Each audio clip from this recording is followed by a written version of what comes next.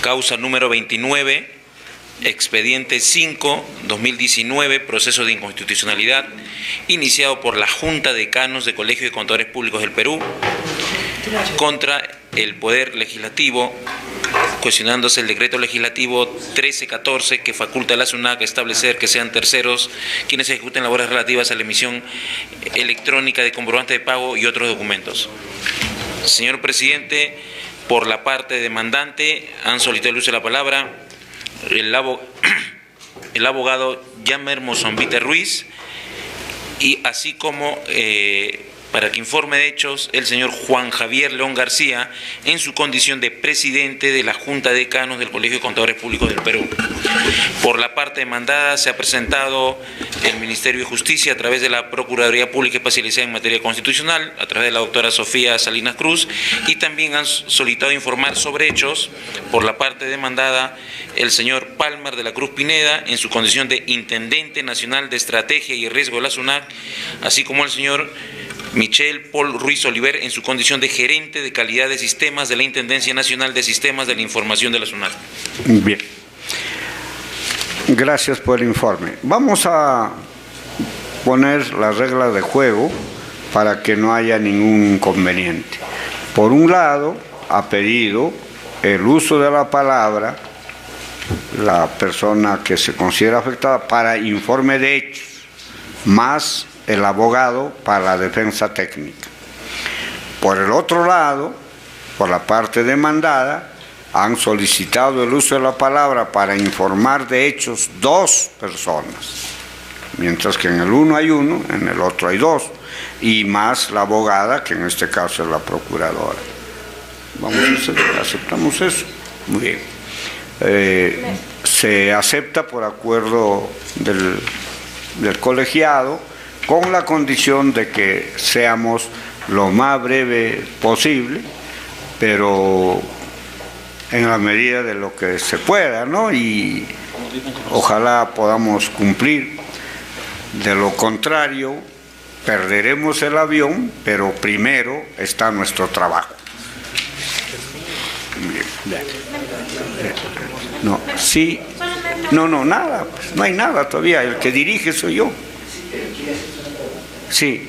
Una pregunta, doctor, señor presidente, de la parte de la Intendencia Nacional de Administración Tributaria, hablaría solamente el señor Palmer. Oh, ya, perfecto. Entonces, quedamos ahora sí en igualdad de condiciones. Y salvo que haya alguna pregunta sobre el sistema operativo en términos informáticos, el personal representante del área de informática podría contestar las preguntas que hubieran necesarias. Bueno, bien. Comenzamos por la parte demandante, por la persona que va a hacer el informe de hechos. ¿Estamos listos? Listos. Muy bien. Señor presidente. Usted puede hacer uso de la palabra por 5 minutos, pero para manifestar solo los hechos. Nada absolutamente jurídico o legal. Esto es lo que sucede y punto. La parte legal y jurídica lo hará el señor abogado en la defensa técnica posteriormente. Lo escuchamos y además vemos el diagrama. Bien, señor presidente, señores magistrados, muy buenas tardes. En mi condición de presidente de la Junta de Decanos de los colegios profesionales del Perú, me permito explicar lo requerido. En ese sentido, quiero apoyarme en un gráfico, la creación del sistema de emisión electrónica de los operadores de servicios electrónicos. En mayo del 2017, podemos observar que en este gráfico, pues los contribuyentes, tanto personas naturales como jurídicas, tienen la opción de declarar ante SUNAT pues, de manera gratuita. Y asimismo también dentro de este gráfico podemos observar que el proveedor de servicios electrónicos también es gratuito. Pero no solamente en el Perú, a nivel Latinoamérica excepto México, tienen estas buenas prácticas. Inclusive, puedo citar que en España manejan este modelo. Por lo tanto, a partir de mayo del 2017, se inserta pues un tema del operador de servicios electrónicos. Es decir, se terceriza el servicio que debería cumplir la SUNAT. No solo eso, sino que ya no es solamente gratis, sino ya genera un costo adicional. Por lo tanto, ya se trabaja incluso en una doble validación de la información. Los fundamentos, de hecho, el señor Víctor Shigeyama renunció a la gerencia general de Certicom, y Certicom postuló incluso al tema de las OCEs, pero en esas OCEs también debemos tener en cuenta que está, por ejemplo, Telefónica, la Cámara de Comercio de Lima, entre otros. Entonces, ¿para qué renunció? Para ser superintendente de la SUNAT. Y dicho sea de paso, es cuñado de Franco Kurtovic, y Franco Kurtovic tiene pues el 60% de acciones de Certicom. En su sentido de creación del nuevo sistema de emisión electrónica de operadores de servicios, para lo cual fue emitido el decreto legislativo 1314 y diversas normas. La razón es que la OCE valida los comprobantes efectivos porque la SUNAT no lo puede hacer. Y nosotros confiamos en la capacidad de personas, estrategias y procesos en este caso. Sin embargo, se contrata directamente a Microsoft para la validación de los comprobantes de pagos electrónicos. En este servicio de Microsoft se cobra pues a la SUNAT. Hay una inversión para verificar nuevamente lo que los operadores de servicios electrónicos realizan. Entonces debemos tener presente ello. Asimismo, se da de baja al proyecto de inversión pública y nosotros somos convencidos que esta inversión debería continuar. Para contratar una data center, como se realizan las buenas prácticas en diferentes países de Latinoamérica y del mundo. Luego de la renuncia del señor Shigeyama, Víctor Shigeyama, se emite la resolución de superintendencia 95-2019, que queda prohibido que ex trabajadores de la SUNAT puedan participar en el capital de manera directa o indirecta de un OCE por un plazo de 2 años, contratados a partir de su renuncia. Cabe señalar que Certicom había solicitado ser OCE. Certicom y OCE no es subjetivo, es una realidad concreta. Y nosotros podemos concluir que se direccionó la creación del sistema de emisión electrónicos de operadores de servicios electrónicos, creando artificialmente su necesidad.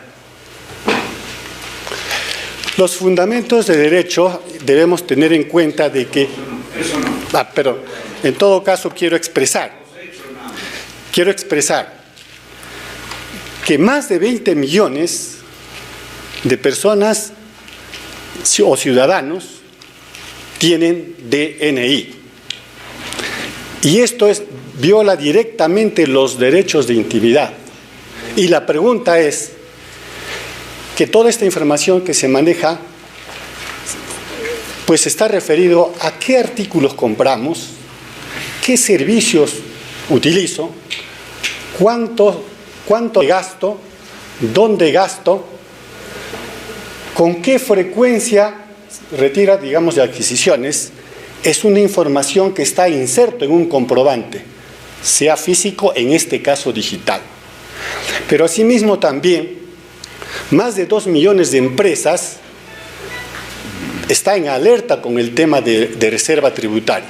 El primero y esta, pues tiene, no quiero entrar en todo caso al tema de derecho, pero los terceros también coinciden que ni base imponible hay información comercial y surge algunas preguntas que se presentan aquí. ¿Cuántos son las bases imponibles de mi impuesto? ¿Qué artículos compro y vendo? ¿Qué servicios? Entonces está relacionado el primero con el segundo. En ese sentido, nosotros, como Junta de Decanos de Colegios de Contadores Públicos del Perú, solicitamos declarar eso no puede pedir. Inconstitucionalidad. No, esa parte no. Muchas gracias, Ya. señor presidente. Muchas gracias. Al señor abogado de la parte demandante. Señor abogado, puede hacer usted uso de la palabra a efectos de realizar su informe oral ante este colegiado sobre la causa que está usted patrocinando. Lo escuchamos con la mayor atención. Muy buenas tardes, señor magistrado, señor presidente, público en general.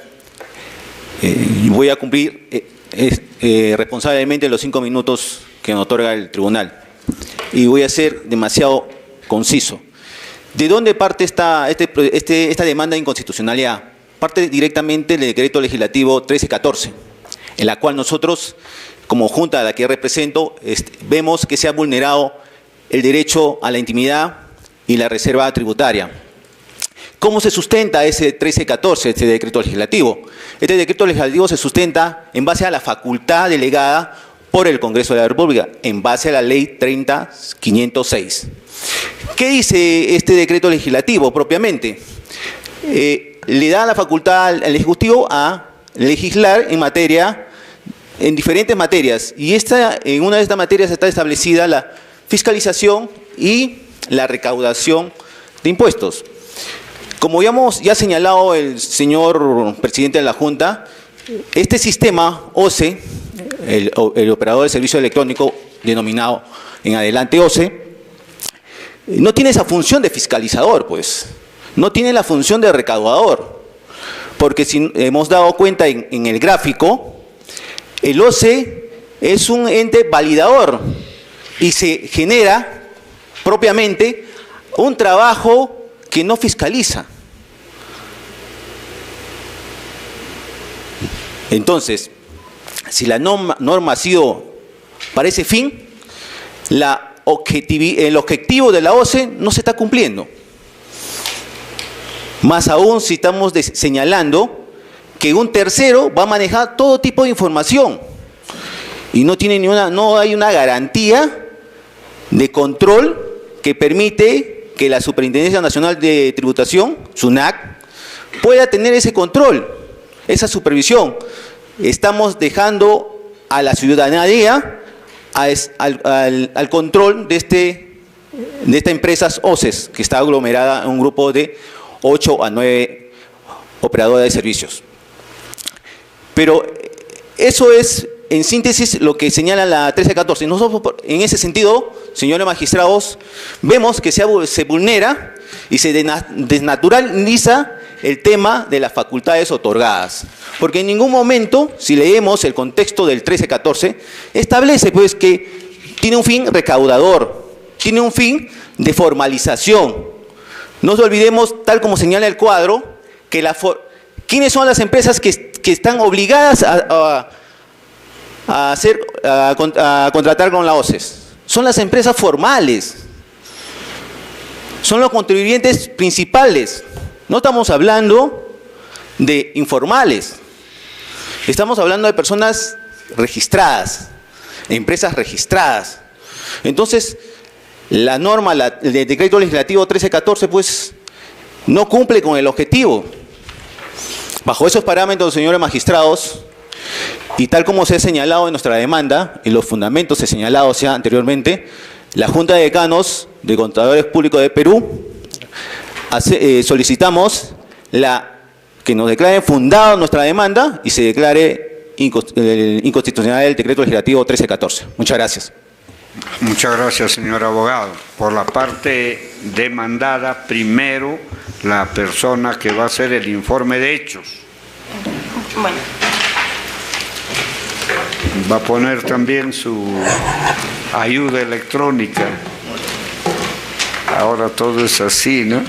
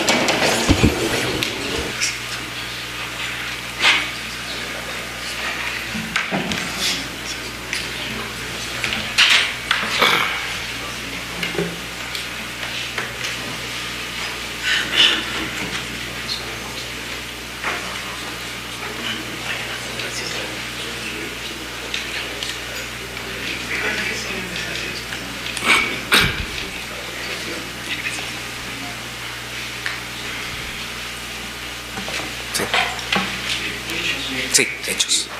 Va a informar sobre los hechos. Sí. Ya. Muy bien. ¿Puede usted hacer, señor, su informe sobre los hechos sin hacer ninguna alusión a cuestiones jurídicas o legales? Lo escuchamos por el término de 5 minutos. Gracias, señor presidente. Gracias, señores magistrados. En mi calidad de funcionario de la Administración Tributaria, vengo a informar de qué trata el decreto legislativo 1314. El decreto legislativo 1314 lo que busca es optimizar el proceso de emisión de comprobantes de pago electrónico, que va a permitirle a la Administración Tributaria simplificar en el futuro, a través de la masificación de este tipo de documentos electrónicos, simplificar las obligaciones tributarias de los contribuyentes. Es decir, que teniendo una gran cantidad de comprobantes de pago electrónico, la Administración Tributaria va a poder reducir el número de obligaciones de los contribuyentes. Por ejemplo, el de llevar libros electrónicos o el de presentar declaraciones. La propia administración se lo va a poder proporcionar a los contribuyentes. Un segundo objetivo de la masificación del comprobante de pago electrónico y a través del perfeccionamiento, la optimización de la emisión del comprobante de pago electrónico es mejorar las capacidades de control de la administración. Hoy podemos tener, ya con un grupo de comprobantes de pago electrónico, información de quiénes son los adquirientes recurrentes de los grandes contribuyentes y que no se encuentran inscritos al RUC, ¿no? Empresarios de tipo mediano, pequeño, ¿correcto?, que están realizando operaciones comerciales que están gravadas con impuestos, pero que no se encuentran inscritas al RUC. Esta información proviene del comprobante de pago electrónico. Entonces, existen dos grandes objetivos detrás del perfeccionamiento del comprobante de pago electrónico. Primero, lograr en el futuro facilitarle el cumplimiento de las obligaciones a los contribuyentes, reduciendo obligaciones, y también mejorar las capacidades de la Administración Tributaria. Estos dos temas nos van a permitir mejorar la recaudación y la presión tributaria en el país. Voy a pasar a explicar rápidamente qué consiste el modelo de emisión electrónica, haciendo un comparativo con el mundo físico que todavía conocemos.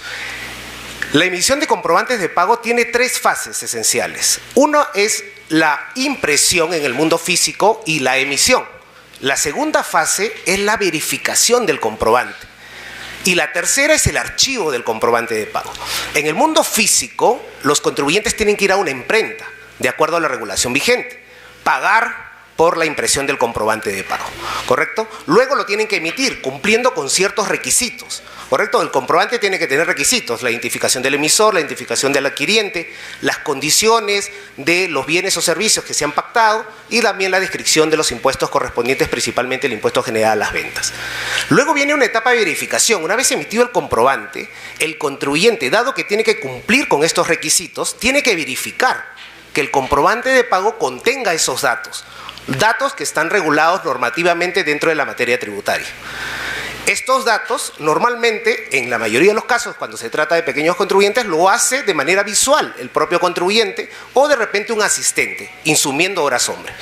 Pero cuando se trata de grandes empresas, lo que hacen es contratar empresas auditoras, empresas verificadoras, para asegurarse que el comprobante de pago que se consigna en sus libros y que luego son objeto de declaración, cumplan con estos requisitos. Lo mismo hace el que recibe el comprobante de pago, porque tiene que reunir requisitos para poder deducir este comprobante como gasto, como costo o como crédito fiscal.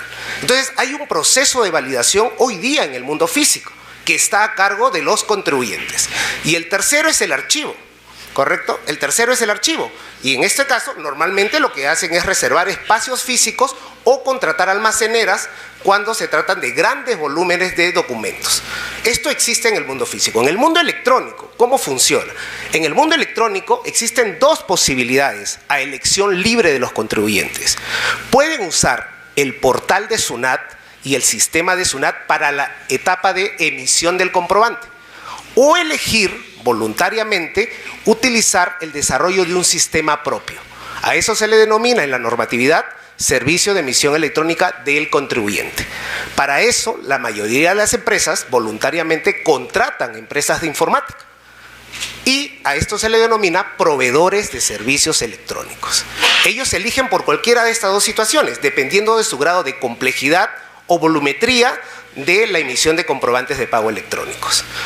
Si eligieran la emisión electrónica a través de los portales de SUNAT, el proceso de validación, que es el que está en medio y que ha sido objeto de regulación a través del decreto legislativo que hemos mencionado, entonces allí es la administración tributaria quien ejerce la labor de validación o comprobación de este comprobante de pago, que básicamente es asegurarse de que los datos consignados allí sean consistentes con la regulación en materia de emisión de comprobantes de pago. Ya lo había mencionado, que tengan un RUC, que el RUC sea existente, que tengan una calidad de posibles emisores de comprobantes de pago, que haya una discriminación en el impuesto y las características que demanda la emisión de este tipo de documentos. Y finalmente el archivo de ese documento electrónico pasa a los archivos digitales de la administración tributaria. Si el contribuyente eligiera desarrollar su propio sistema, y como ya he señalado, contratando en muchos de los casos ya proveedores de servicios electrónicos para la etapa de emisión, esta elección de manera voluntaria, esta información al inicio era validada y comprobada por la administración tributaria. ¿Qué es lo que hace el decreto legislativo 1314? Lo que hace es establecerle una facultad a la administración tributaria para que en este camino segundo, en donde ya se eligió un proveedor de servicios electrónicos, pueda establecer un operador de servicios electrónicos que se encargue de la validación, justamente por la complejidad, por la volumetría de los comprobantes de pago que requieren esto. Sobre todo porque la elección de este segundo tipo de emisión está vinculada estrictamente por el grado de complejidad y volumetría de la información, porque además los sistemas de emisión de comprobantes de pago no solo responden a objetivos tributarios, sino también a veces a objetivos ya empresariales de decisión y de utilización de su información. Entonces, y finalmente el archivo finalmente queda a cargo de la SUNAT. Entonces, solamente para concluir, la masificación de comprobantes de pago electrónico es un elemento muy importante en materia tributaria y en materia de desarrollo del país, porque eso nos va a permitir reducir significativamente, aprovechando la información que está allí, los niveles de incumplimiento tributario que hoy día bordean los 23.000 millones de soles. Muchas gracias. La señorita abogada. Señor, puede hacer uso de la palabra para el informe correspondiente. La escuchamos con la mayor atención. Muchas gracias, señores magistrados. Como bien Palmer de la Cruz estableció, el objetivo de esta norma es establecer procedimientos que optimicen, valga la redundancia, los procedimientos ya existentes relacionados con la fiscalización e inspección que hace la administración, en este caso la administración tributaria, que está contemplado en el literal H del artículo 2 de la ley autoritativa, y que tiene como finalidad última, como se ha podido apreciar, garantizar o ser una medida que permita garantizar hacia el futuro una mayor recaudación de acuerdo a las características y a las acciones que tomaría SUNAT, que han sido referidas por el señor Palmer de la Cruz. Pues bien, se puede advertir de la exposición de la parte demandante que hay una falta de comprensión de lo que regula el decreto legislativo 1314. Este decreto legislativo regula, o mejor dicho, faculta a la SUNAT a establecer que sean terceros quienes efectúen la comprobación material en el sistema de emisión electrónica.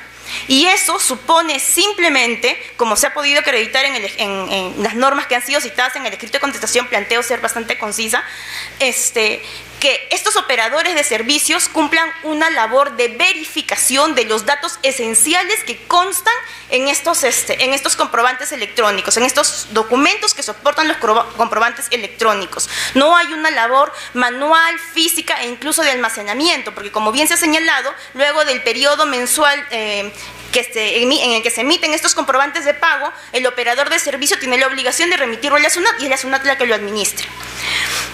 En consecuencia, se puede advertir que se trata de un mecanismo que se ha implementado para que se pueda facilitar los procedimientos y la simplificación a cargo del contribuyente, porque hay que tener en cuenta que el procedimiento de validación, de comprobación y de verificación de los datos que constan en los comprobantes de pago electrónicos y físicos están a cargo del contribuyente. El contribuyente es el que está obligado a garantizar que los comprobantes que remite la SUNAT tengan los datos correctos para que estos puedan ser objeto de inspección, investigación o sanción de ser el caso. Y eso está previsto en el artículo 87 del Código Tributario, en el numeral 3, en el que se establece la obligación de facilitar que los documentos remitidos a la SUNAT estén habilitados para que la SUNAT pueda realizar sus funciones relacionadas a la inspección de los documentos. Es por eso que, como se señaló, en el caso del mundo físico se contratan a empresas o a personas naturales para que puedan realizar este procedimiento de validación y luego esos documentos son remitidos a la SUNAT. En el caso del sistema de emisión electrónica, como se ha señalado, en este proceso de digitalización de la administración pública, se previó primero un sistema electrónico de emisión electrónica de este tipo de comprobantes a cargo de la SUNAT, y la SUNAT previó el servicio para que la validación sea dada por ellos de oficio. Sin embargo, también con el tiempo promovió e implementó un sistema de emisión electrónica que está a cargo del contribuyente, ¿no? Y cuando el contribuyente opta por este segundo mecanismo de emisión electrónica, tiene que seguir las pautas exigidas para ese procedimiento, ¿no? Sin perjuicio de que al inicio pudo haber optado por el sistema que ofrece la SUNAT. Por lo tanto, debe de quedarse claro que la SUNAT no está eliminando el sistema de emisión electrónica a cargo de la SUNAT, a cargo de su portal web. Lo mantiene, y lo mantiene para las personas que optan por él. El segundo sistema es, como lo ha mencionado, un sistema optativo. ¿Y cómo es que se otorga, o cómo es que se crea, o cómo es que se implementa este operador de servicios electrónicos? ¿Bajo qué facultades de la SUNAT? No solamente porque el decreto legislativo 1314 autoriza específicamente a que la SUNAT pueda autorizar a terceros a que puedan prestar el servicio de validación de estos comprobantes de pago, sino también porque eso ya estaba previsto con anterioridad en el artículo 67 del Código Tributario, en el que se establece, entre otras medidas que debe tomar la SUNAT con relación a la inspección, investigación relacionadas con las actividades tributarias, la exposición, por ejemplo, de comprobantes de pago electrónicos, soportes electrónicos, la fiscalización que debe de realizar respecto de los contribuyentes. Y además se expidió con posterioridad el decreto ley tantos documentos. El decreto ley 25.620. Ese es el problema cuando tengo tantos documentos. El decreto ley 25.632, disculpen. El 25.632 establece la obligatoriedad del comprobante de pago, y a través de este decreto ley se comienzan a advertir cómo es que la administración tributaria va ingresando al mundo digital y se establecen las obligaciones de los contribuyentes. Entonces, para finalizar, existe una competencia de la autoridad administrativa para poder delegar, no solamente como origen de este decreto legislativo, sino del marco general del Código Tributario, para que puedan terceros estar autorizados para realizar la comprobación o la validación de los documentos que soportan los comprobantes de pago. La parte demandante ha alegado una diversidad de derechos que han sido invocados como supuestamente afectados. Sin embargo, como se puede advertir de la demanda, no ha señalado cuál es el contenido normativo que estaría siendo afectado concretamente por estas normas, como por ejemplo el tema de la inviolabilidad de las comunicaciones, el derecho a la intimidad. Por eso es que nos vamos a centrar solamente en la reserva tributaria. La reserva tributaria, la parte demandante ha señalado que estaría siendo afectada porque la información que tendrían estos operadores de servicio podrían ser objeto de venta, de remisión, de difusión. No habría ningún control sobre estos operadores de servicio porque no tendrían ninguna vinculación con la SUNAT, aparentemente. Sin embargo, para empezar, la reserva tributaria sí es un derecho fundamental reconocido en la Constitución, pero además la jurisprudencia del Tribunal Constitucional, interpretando este derecho, ha señalado que si bien este derecho constituye un límite para la administración tributaria, también debe entenderse que cuando la administración tributaria acceda a estos documentos, tiene la obligación de utilizarlos con los fines correspondientes a sus funciones, es decir, investigación, supervisión y constatación de los documentos que se presentan para determinar las deudas tributarias y las sanciones que correspondan. Y ello es también concordante con lo que establecido en el numeral 10 del artículo 2 de la Constitución, que establece que se podrán exponer los libros contables, los comprobantes de pago y otros documentos financieros ante la administración para su aplicación conforme a ley. Y la ley ha desarrollado que en un sistema de emisión electrónica de comprobantes bajo determinadas circunstancias, solamente el proceso de validación va a ser seguido a través de estos operadores de servicios electrónicos.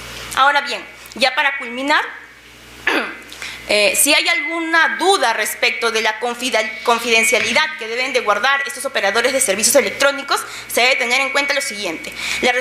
La SUNAT ha expedido la resolución de superintendencia número 117/2017 de la SUNAT, a través de la cual crea el registro de estos el registro de estos operadores de servicios electrónicos y establece una serie de requisitos que deben de acreditar para poder desempeñar sus funciones como operadores de servicios electrónicos, y que además no solamente el Código Tributario, sino que también el decreto legislativo les impone la obligación de guardar la reserva de la información que contienen. Les alcanza también las obligaciones que se desprenden de la reserva tributaria. Y por lo tanto, como también lo ha señalado el Tribunal Constitucional, si terceros realizan actividades vinculadas a información financiera y tributaria, no pueden ser utilizada esta información para los fines propios. Por lo tanto, existe un marco jurídico bastante completo, incluyendo la Ley de Protección de Datos Personales, que garantiza que la información que a través de los OCE se pueda ir almacenando mes a mes,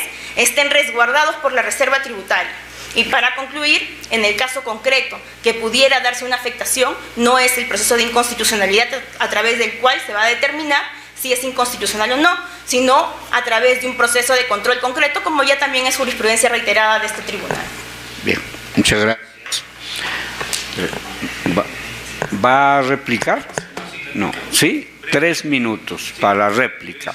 No, solamente en la réplica puede hacer uso de la palabra el señor abogado. Igual en la dúplica si hubiera. Gracias, señor presidente. Breve. El Código Tributario en el artículo 54 señala exclusividad de las facultades de los órganos de la administración. Ninguna otra autoridad, organismo ni institución distinta a los señalados en los artículos precedentes podrá ejercer facultades conferidas al órgano administrador de tributos bajo responsabilidad. Entonces, esas facultades otorgadas, no estamos cuestionando el tema de la modernización, de la digitalización de los sistemas. Estamos cuestionando o estamos imponiendo esta demanda por el hecho de que un tercero va a tener el control de los datos personales de los contribuyentes. Eso conlleva a que mañana más tarde yo compro algo o hago algo, emitiendo un comprobante de pago, van a saber qué es lo que he hecho y qué es lo que he utilizado. En ese contexto se está vulnerando el derecho a la intimidad. Eso también lo ha desarrollado nuestro Tribunal Constitucional. Entonces, para todos estos casos, entonces, no es que, como dice la colega abogada, que estemos cuestionando el tema de la modernización. Acá no, en ningún momento, señor presidente, señores magistrados. Acá estamos hablando netamente del sistema que se está aplicando, del OCE. Y eso todavía conlleva a que los contribuyentes principales formales, se le agregue un valor más, un costo adicional a este caso. Por esa razón, señor presidente, reitero, ratifico la posición de la Junta de Decanos. Gracias. Va a duplicar igualmente por 3 minutos, señorita abogada. Sí, claro.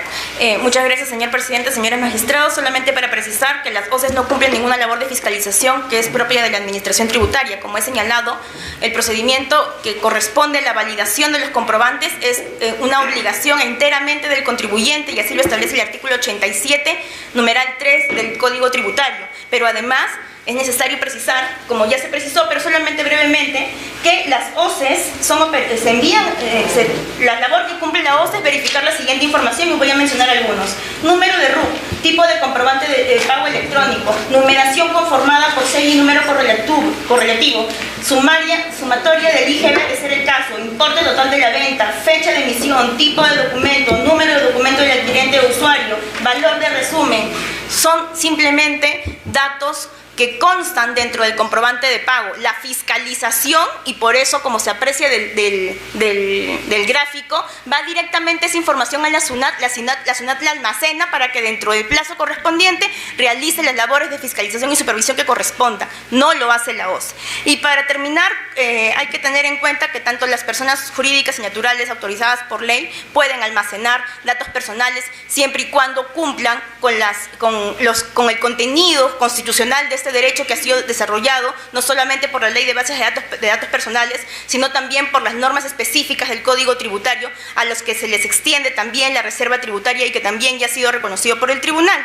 Y con relación a los costos, se puede advertir que el sistema de emisión electrónica representa menores costos que el sistema físico de emisión electrónica, ¿no?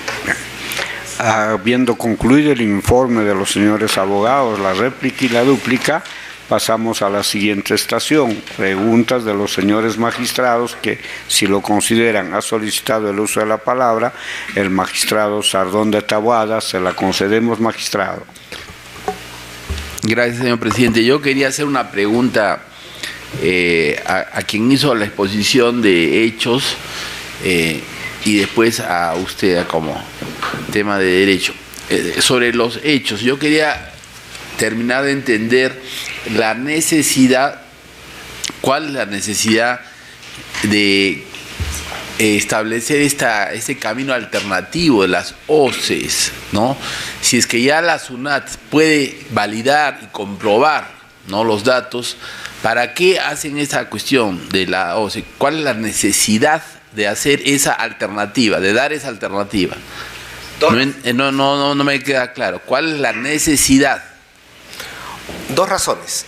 Hoy estamos al 30% de masificación de comprobante de pago electrónico. Falta 70% de los contribuyentes. Eso va a requerir de una demanda mayor de desarrollos informáticos y a una velocidad que debe responderse. En tanto, el comprobante de pago electrónico posibilita el incremento de la recaudación, se necesita hoy acelerar ese proceso de masificación. Entonces, por eso es que aparece esta solución, cuyo modelo ha sido implantado en otras administraciones tributarias, ¿correcto? En el que el proceso de validación para gran volumetría de comprobantes de pago le realizan empresas certificadas y especialistas en este tema. La segunda razón es que ya hoy contribuyentes que tienen una complejidad en la emisión de sus comprobantes de pago y que están estos comprobantes de pagos vinculados no solamente a las obligaciones tributarias, sino también a otro tipo de obligaciones empresariales y de administración ya propio de la empresa, requieren de una respuesta y validación inmediata y de altos estándares de calidad y de certificación para responder a las expectativas de este tipo de transacciones informáticas que se requieren que sean en microsegundos. Ahora quisiera hacer una pregunta sobre a la abogada, sobre la legalidad, o mejor dicho, sobre la constitucionalidad de ese sistema alternativo. Eso de la validación y comprobación que nos están explicando, en el mundo predigital ciertamente no es sinónimo de fiscalización, pero en el mundo digital justamente la gracia es que ya se convierte en sinónimo. O sea, en el sistema de la SUNAT obviamente se puede validar inmediatamente. O sea, fiscalizar y validar ya vienen a ser lo mismo, ¿no? Entonces, ¿no es eso así? ¿Por qué se tiene que hacer un paso adicional a eso? ¿Por qué no se simplifica esto y se hace que la validación, que por demás, evidentemente, de los significados posibles de validación, obviamente, es fiscalizar? ¿Por qué seguir haciendo diferenciaciones donde ya no es necesario hacerla? ¿No? Eso tenía sentido, lo entiendo, en el mundo físico, pero si ya estamos en el mundo electrónico, la gracia de entrar al mundo electrónico es que validar y fiscalizar se convierten en sinónimos, ¿o no es así? Efectivamente no se convierten en sinónimos. Lo que ocurre es que el proceso de validación, como lo mencioné, simplemente se trata de verificar que los datos contenidos correspondan a los campos, los datos contenidos en los comprobantes electrónicos correspondan a los campos habilitados en estos comprobantes electrónicos. La fiscalización tiene un alcance mayor, supone no solamente verificar si ese comprobante de pago ha sido correctamente emitido, que es lo que se trata de la validación. La fiscalización supone una acción de la administración para poder advertir en el comportamiento fiscal o tributario si es que hay una irregularidad que tenga que ser objeto de sanción o de multa o de reconocimiento por parte de la SUNAT, ¿no? Sí son dos etapas distintas porque responden a un despliegue de actividades distintas y que se enmarcan. La validación responde a un solo documento electrónico, mientras que la fiscalización responde a toda la actividad que realiza un contribuyente dependiendo de los periodos fiscales, ¿no? Bueno, habría que, en todo caso, ver si es que digamos, ese intento de mantener como términos o como conceptos separados la validación y la fiscalización es constitucional. O sea, evidentemente las OCEs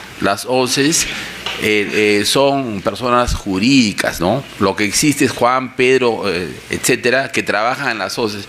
Entonces, al darles a las OCEs el acceso a esta información, ¿no?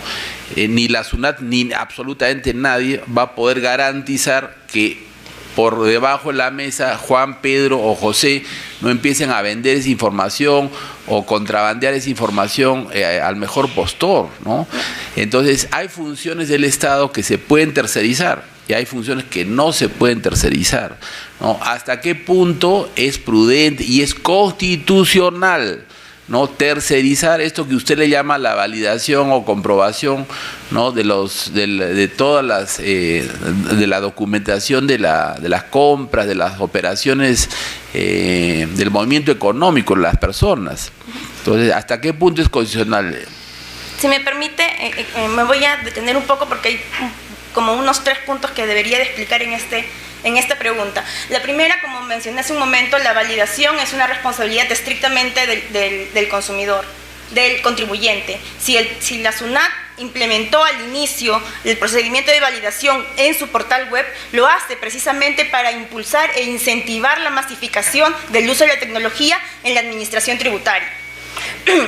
Sin embargo, ese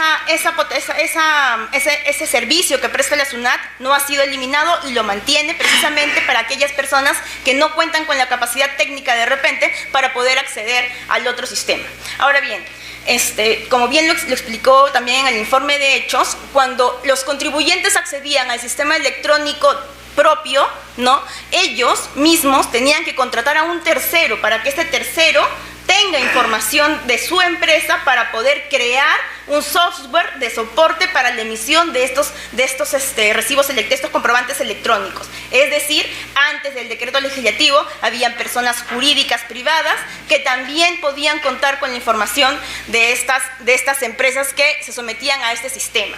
Sin embargo, y también como es jurisprudencia y además también forma parte del ordenamiento jurídico, no solamente las personas de derecho público almacenan datos, sino también las personas de derecho privado.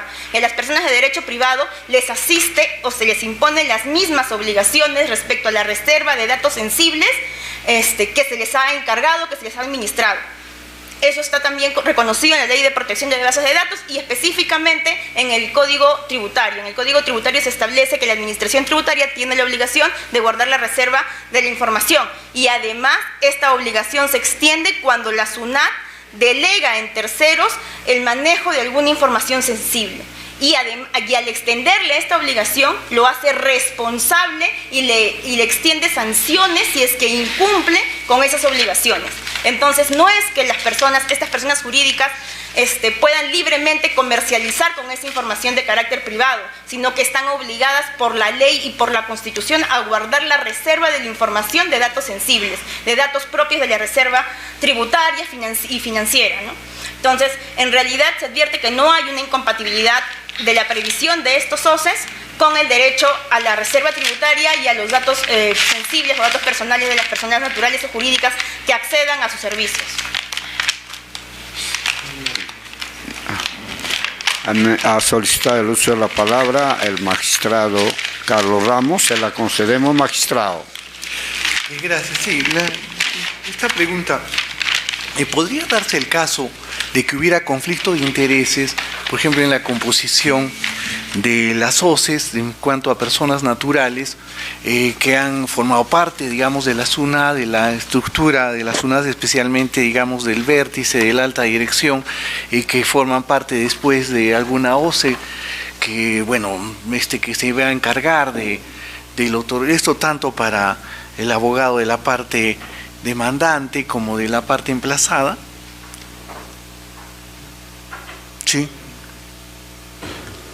Sí, advertimos, y tal como lo hemos explicado, señor magistrado, en la situación de hecho se ha explicado de dónde vienen esos intereses, o ha iniciado estos intereses, y nosotros hemos advertido precisamente en ese contexto que sí existe un tema de interés o conflicto de intereses, ¿no? ¿La norma trae alguna clase de impedimento en ese sentido? Es decir, ¿tiene alguna norma un carácter preventivo para evitar una situación de esta naturaleza? Recientemente han sacado un documento que señala durante 2 años no pueden participar en ninguna, ser parte de una OCE, ¿no? Los trabajadores de la SUNAT, en términos generales. Sí, claro. En principio, para aclarar, si el tema de la constitución o de la regulación de las OCEs en concreto es una potestad que tiene la SUNAT y que se ha concretizado a través de las resoluciones de Superintendencia 117-2017 y de la 095-2019, que es reciente y que establece las obligaciones, requisitos y condiciones para poder formalizar estas OCEs y que puedan prestar estos servicios. Sin embargo, dado que en este proceso de inconstitucionalidad se está viendo si la norma, si el decreto legislativo es inconstitucional, claro, no formaría parte. Ahora, en cuanto al acceso a la información, por ejemplo, de OCEs que podrían ser ya sea nacionales, extranjeras, a la información de trabajadores, funcionarios peruanos, incluso podría ser altos signatarios del Estado peruano, es decir, ahí no hay ninguna clase de regulación, ¿no? Es decir, estas OCEs pueden ser nacionales, extranjeras, es decir, podrían tener toda clase de información respecto, digamos, de las contribuciones de ciudadanos peruanos de cualquier naturaleza. Si me permite, lo siguiente, le puedo dar la respuesta y de repente el funcionamiento de una OCE en términos prácticos lo pueden hacer los funcionarios de SUNAT, que le van a dar una mayor explicación sobre ese tema. Pero en principio las OCEs se tienen que regir bajo las normas que acabo de citar hace un momento y que cumplen ciertos requisitos para poder operar en el ordenamiento nacional. Y dentro de ese ordenamiento nacional están sujetas a un registro. Ese registro lo mantiene la SUNAT y la SUNAT fiscaliza que las OCEs, ¿no?, cumplan los requisitos con posterioridad incluso a su inscripción en estos registros, ¿no? No es que las OCEs actúen libremente a partir de su contratación, están sujetas a un registro y ese registro está sujeto al control de la SUNAT para el cumplimiento. Tan es así que la misma norma establece que cuando estas OCEs incumplen las normas establecidas por la SUNAT y por el decreto legislativo, serán pasibles de una sanción. Sí.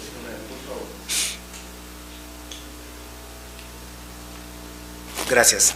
Sí, un concepto importante. Si soy un emisor electrónico, yo elijo la OCE a contratar. No es que, habiendo elegido una OCE, todas las OCE tienen acceso a mi información. Yo elijo a la OCE que va a contratar y es la única que tiene acceso a mi información. Exactamente lo mismo que sucede hoy cuando contrato un asesor económico, un asesor contable, un asesor financiero.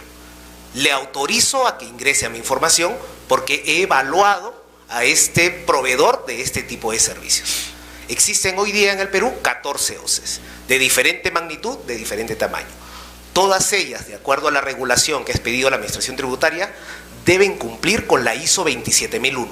Es la ISO más rigurosa en términos de confidencialidad y seguridad de información. Incluso la Administración Tributaria se encuentra en proceso de poder alcanzar esa certificación en alguno de sus procesos, pero ya para la constitución de un OCE le exigimos que tenga esa certificación. Entonces, es muy importante. Solo para referirme a un dato adicional. Hoy día, la comprobación y validación la hacen las empresas, también en el caso de las empresas muy grandes, a cargo de terceros, y le entregan su información.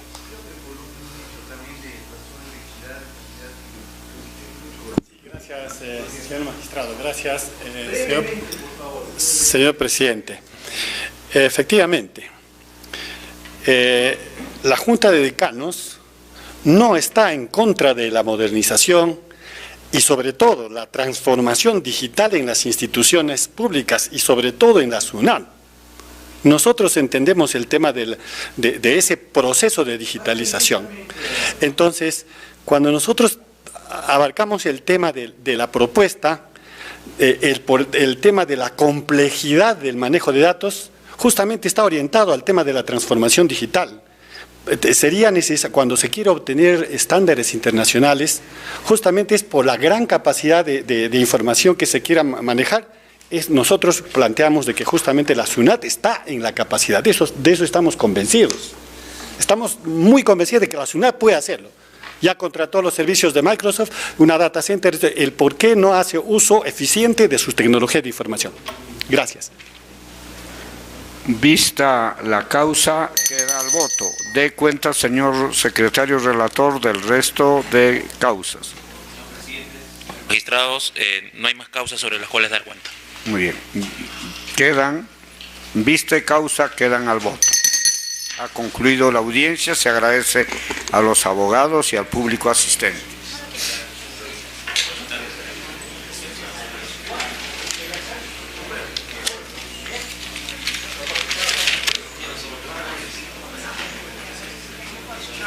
Muy bien.